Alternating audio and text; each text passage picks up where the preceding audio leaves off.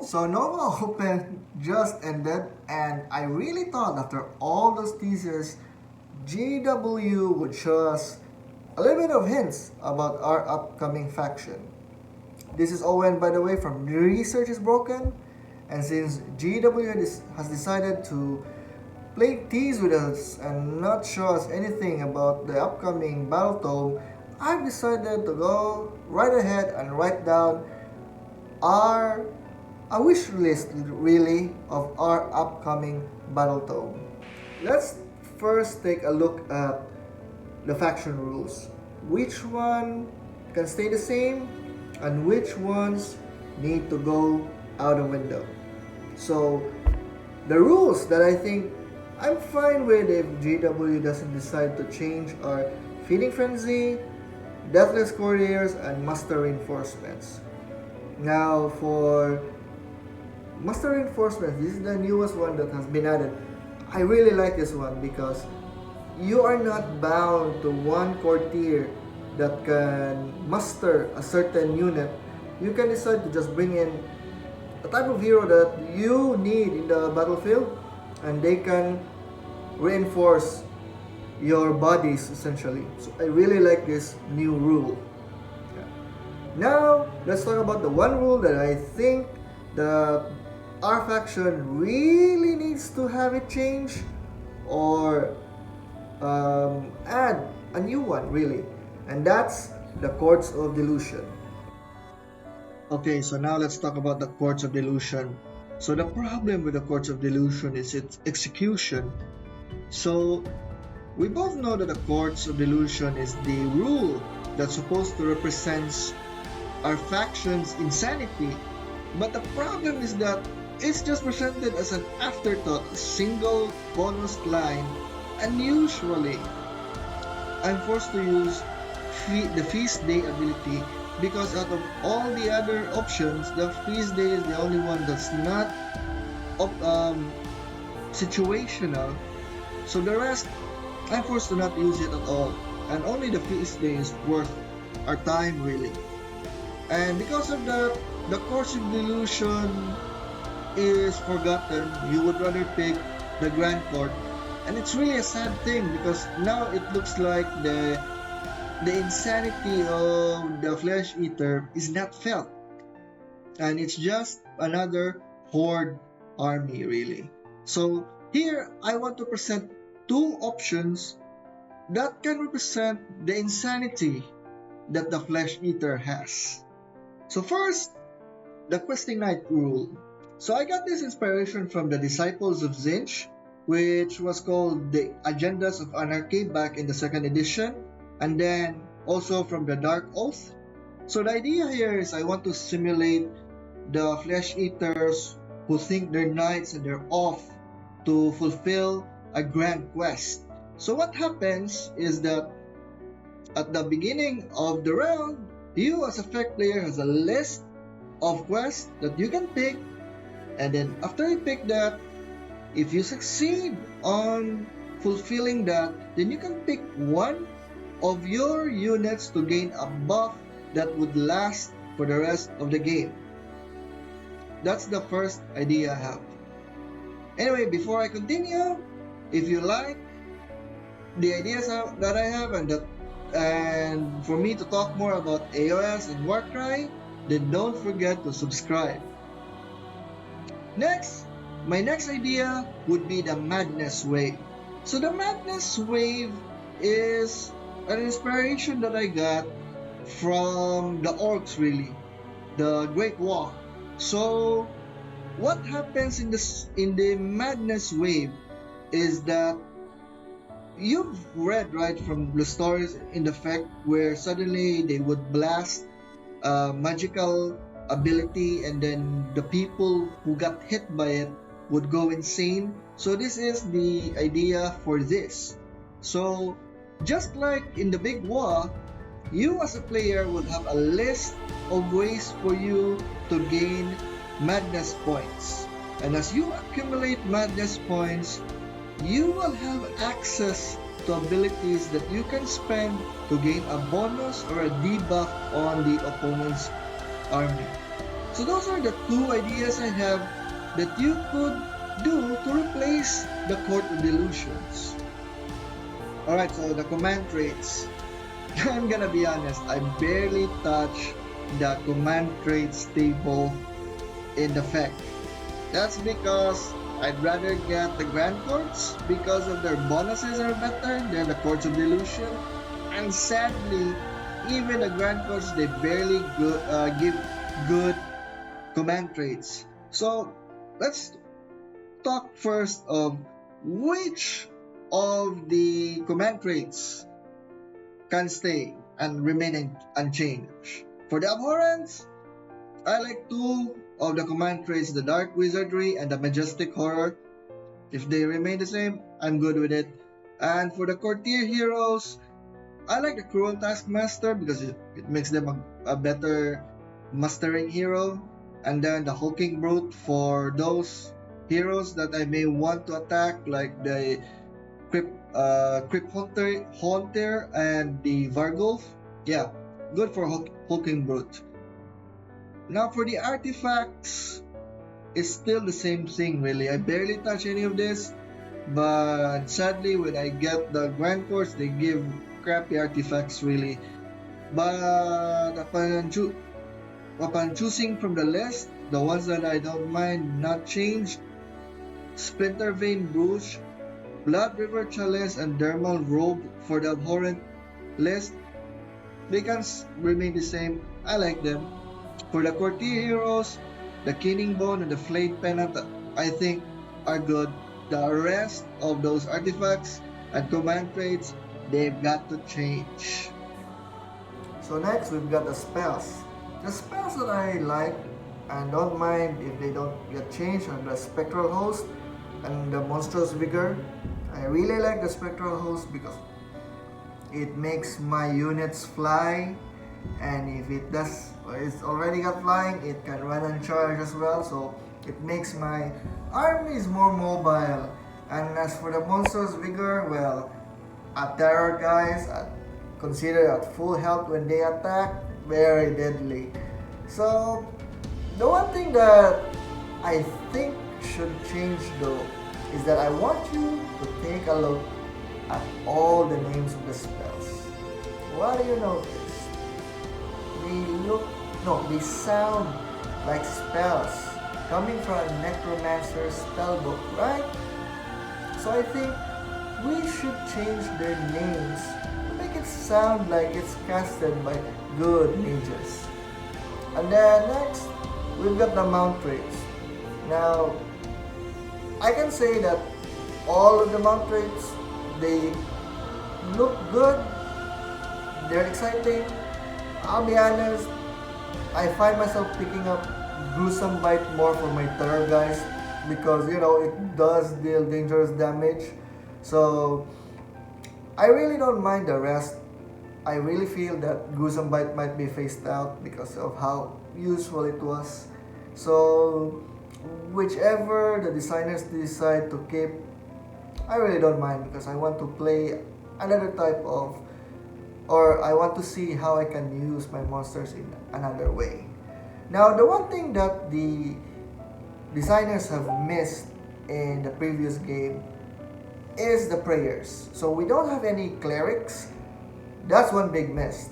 So since our armies think they're the good guys, we really need priests that would cast prayers for our people to make them feel like they're in a crusade. And maybe instead of making them like, if the good guys are casting buffs, maybe our priest will debuff the enemy units.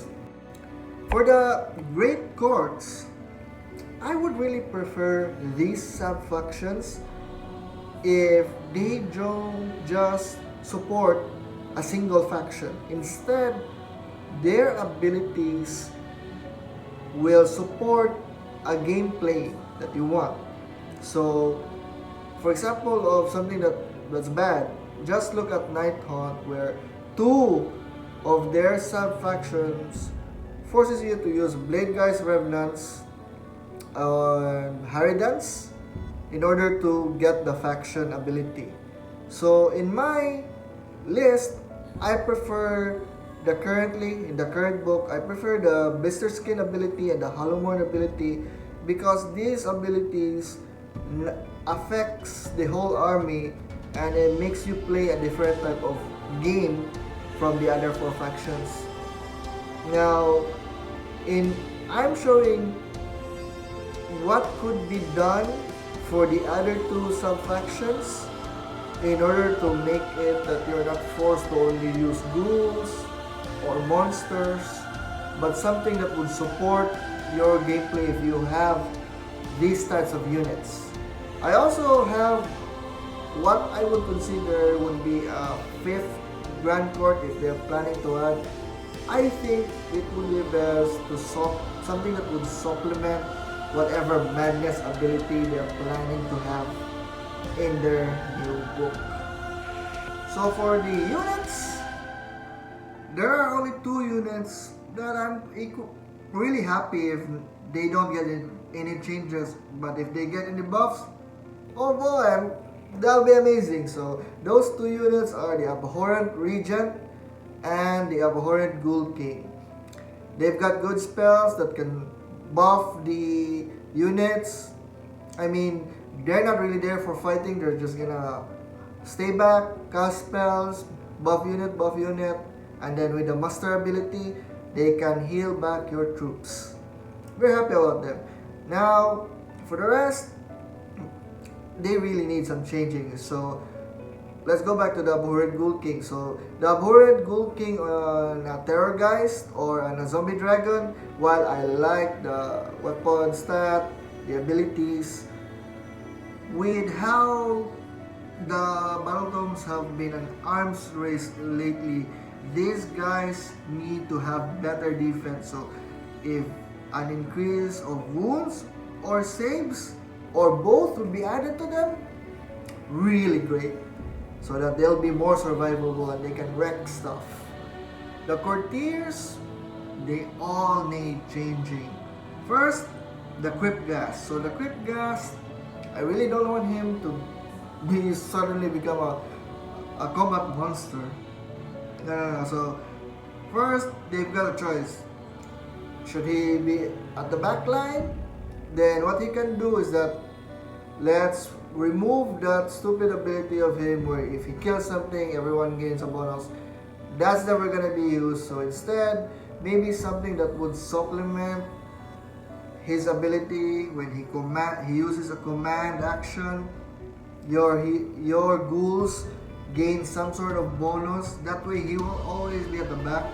Or for something that's very unexpected, maybe we can put him in the front line, but when he dies, the ghouls that are near him, maybe 12 inches or 18 inches perhaps, they gain some sort of bonus when he dies.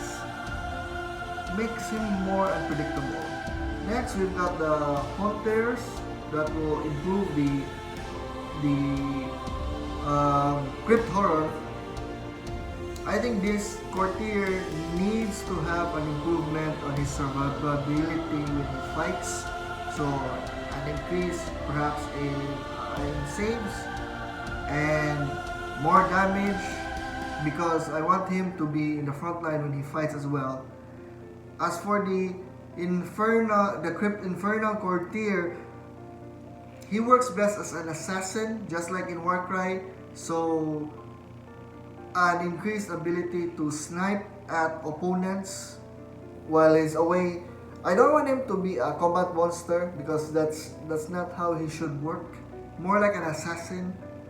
So next, for the Vargolf. Now the Vargolf really needs better improvement. He must become a monster to be a monster.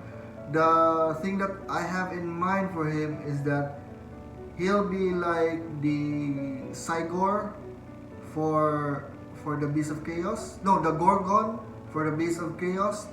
So he'll deal more damage, but he'll have sucky abilities in defending himself. Another thing I have in mind is that perhaps they'll add in a new model for the true scale for the Vargulf, because I don't know if you've seen this, but in Total War Warhammer, the Vargulf is really big. Unlike the Vargulf we have right now, it looks like, it's as big as the Crypt Horrors. So we're really missing that one. Maybe it should be a different model. There'll be a Vargulf that's a hero version, the same model that we have right now, and then a true scale big monstrous Vargulf. So the three bodied units, so the ghouls, the crypt flyers, and the crypt horrors just gained new war scrolls, and I really don't want it to be changed because right now I want to experiment the new roles that they've been given. For the crypt ghouls, I really like how very dangerous they've suddenly become because of them gaining rend when there's a courtier near them, and their boundless ferocity. While before you get a lot of dice but you keep missing, right now if you roll a 6 to hit, auto wound, really amazing. And 5 plus if you have 20 models or more. The crit rolls are really amazing right now. They're undercosted right now, so I think their points will be increased soon. That's the downside. For the crit flyers, very weird because now they can be transports for heroes with 7 or less wounds, and their screaming is now more reliable than before, but they lost their skewering strike, so that's a big loss for them. They're no longer as deadly in combat as before. So I want to see how to use the transport that they can do. We'll see if it's useful. And then for the horrors, I think they're going to be the new main tank bodies that they're gonna be throwing. The healing, the 1d3, I really doubt I'm gonna feel it because it only works during your hero phase. But its ability to gain rend means it now can strike your opponents at last. So the damage of 2 or 3 if you roll a 6 on wound, I think that's gonna be very painful. I really like the new units because the problem with the previous units is that they're very straightforward. The ghouls, they can be blockers, horrors, tank, flyers, attacker flyers. Whatever I like about the Royal Beast Player and the Marrow Scroll is that their abilities are so weird, so strange. Feels like they're wild card. When I finally realize what I can do with them, it makes me feel like I'm a fake player because of the connections that I have to do to play them. So for the Royal Beast Player, it took me a while to realize that these guys are very good defensive units because, okay, they're ghouls, bad defenses, but their surf trait means it's so easy for them to wrestle. You do something that's very counterintuitive wherein you kill in the best units because they have more wounds. That way during your turn hits, all you have to do is roll a master ability and a 2+, you can just wrestle those high wound units back, so they'll always be there. Very hard for your opponent to nudge them out of the battlefield. As for the Marrow Scroll, what I like about this unit is that its debuff at first seems like, okay, the guy wouldn't care if he gets the bone, until I realized that debuff lasts for the whole game. That can really affect their ability to receive commands. And if they realize how dangerous that is, they'll be taking my whole unit's first strike. So I really like it. It's very different it's very unexpected really. So I like these two units for now. So I want to try playing these guys on AOS. Alright, so we now talk about all the existing models. And now I want to go outside the box and talk about models that I want to add in our army. First, Orshoran, okay? So it's already the 3rd edition. GW needs to stop teasing us.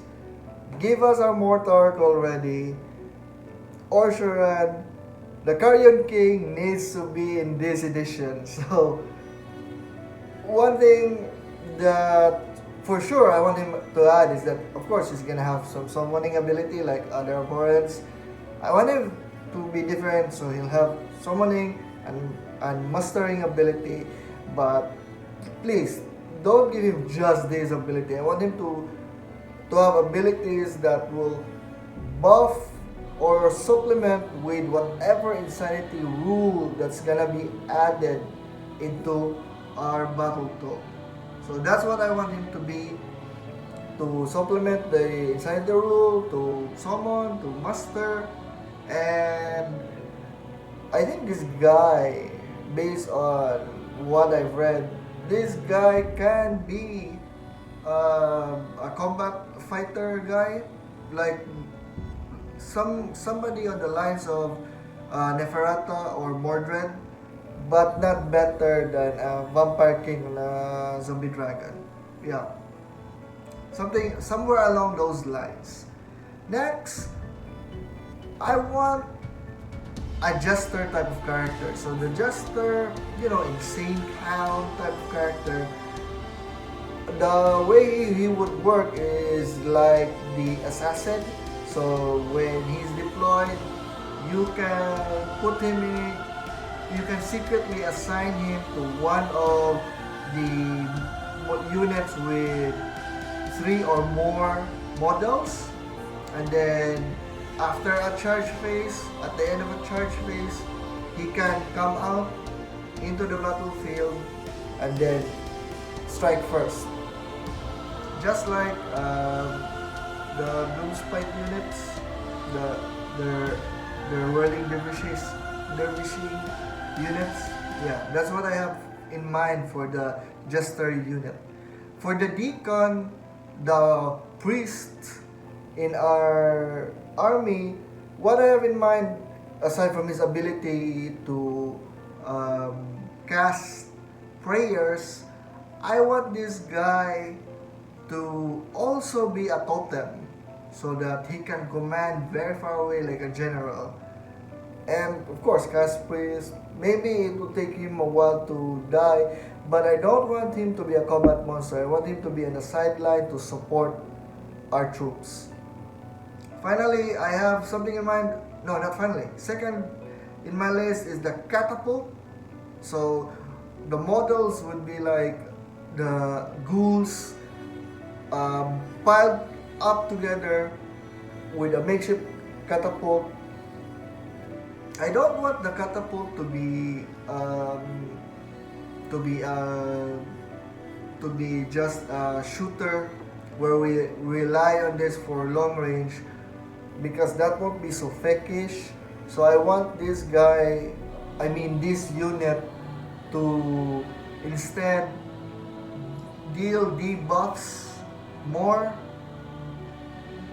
because I really don't like to ruin the idea that our army relies on punching power and not range. So the catapults instead would cause the opponents to lose bravery instead, deal damage if they have low bravery, something like that, or deal a -1 and to hit and wound. I don't want the catapult to deal big massive amounts of damage. For my final idea, I'm using the example of bat swarms or the rat swarms. What I have in mind for this is that since we don't have any range unit, I want units that would come as interference for the opponent's range units. So something like the Nurglings for the Nurgle. So the bat swarms, the rat swarms, they can be deployed on the sidelines when you're deploying them, and then they can just be redeploy during your charge phase, no, at the end of your movement phase.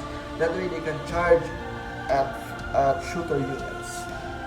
So those are my wish list. I've basically not bothered with the faction terrain, the endless players, the grand strategies, and the battle tactics because they're not the sexy part of the Battletome. So, how about you? What's your idea of a wish list? I want to hear about it, so write it down on the comment section. So until next time, see you guys.